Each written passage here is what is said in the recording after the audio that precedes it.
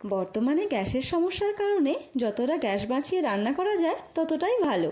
তাই এই সময়ের জন্য এটা একটা পারফেক্ট রেসিপি। প্রথমে একটা বাটনা রেডি করে নেব।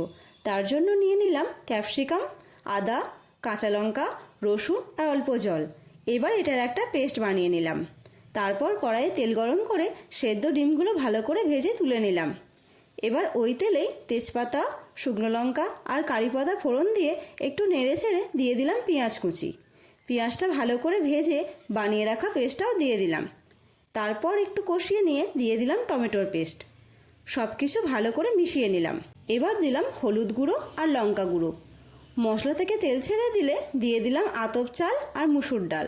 এখানে আমি 3 বাটি চাল আর 1 বাটি ডাল নিয়েছি। এবার সব কিছু আরও 3 থেকে 4 মিনিট কষিয়ে দিয়ে দিলাম জল।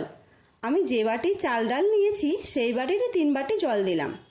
এবার উপর থেকে কারি পাতা, 2টো কাঁচা লঙ্কা, পরিমাণ মতো নুন, নারকেলের দুধ আর অল্প নারকেল কোড়া দিয়ে ভালো করে মিশিয়ে ঢেকে দিলাম।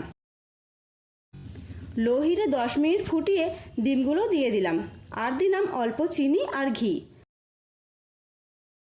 আবারও সব কিছু ভালো করে মিশিয়ে পরিবেশন করলাম সুস্বাদু ডিমের খিচুড়ি।